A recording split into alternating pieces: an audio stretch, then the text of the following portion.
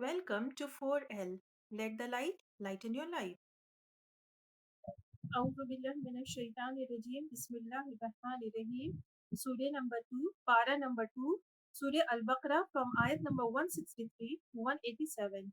These verses talk about the guidance given to the Muslim Ummah. Verses 163 to 167 talks about Tawheed, that is oneness of Allah. There is no God besides Allah. He alone is the most merciful and the most compassionate. Proof of Tawheed, the alteration of day and night, the ships that sail in the sea, the water sent down from the sky, giving life to the dead earth, creating many living beings and different creatures from the same water, the movement of the winds and clouds made subservient for the benefits of human beings. These same verses give explanation of shirk, that is polytheism. Those who commit shirk, if they were to see the torment of Allah, the entire reality would become clear to them, and they would realize that power belongs only to Allah. On that day, those whom they considered partners with Allah will disown them and declare their innocence. All their ties will be severed and they will express regret and disappointment.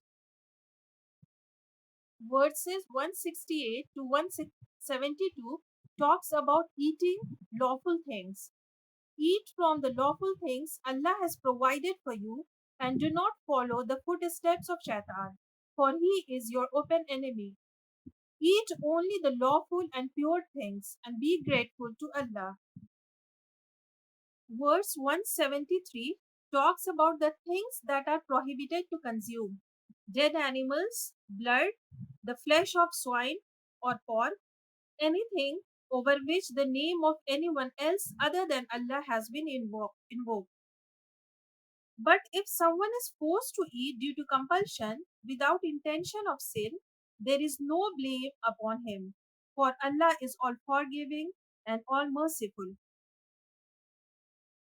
Verse 177 talks about the true concept of piety, that is, righteous deeds. To believe in Allah, the last day, the angels, the divine books, and all the prophets. Despite one's own needs, to give wealth out of love for Allah to relatives, orphans, the needy, travelers, beggars, and to free captives. To establish prayer, to give zakat, to fulfill promises when made, to remain patient in times of hardship and adversity.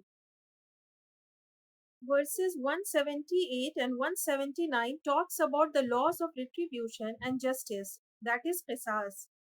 A free man for a free man, a slave for a slave, and a woman for a woman, in the matter of intentional killing. If the killer is forgiven by the heir of the victim, then blood money, that is compensation, should be paid with fairness. This system of qisas ensures the protection of life. Verses 180 to 182 talks about the command of making a will or bequest. If someone is near death and leaves wealth behind, making a will for parents and relatives is prescribed. However, this ruling was later abrogated by verse 11 and 12 of Surah An-Nisa regarding inheritance law. Verses 183 to 187 talks about the month of Ramadan, the Quran, and the fasting. The month of Ramadan is the one in which the Quran was revealed. Fasting has been made obligatory during this month.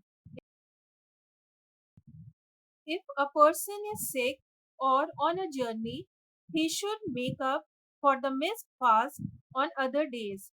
If a person is unable to fast at all due to illness or old age, then instead of fasting, he should feed one needy person for each missed fast.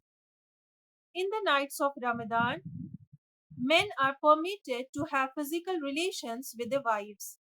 You may eat and drink until the white thread of dawn becomes distinct from the black thread, that is, until true dawn appears. But after that, complete the fast until nightfall. During etikaf or spiritual retreat in mosque, do not have marital relations.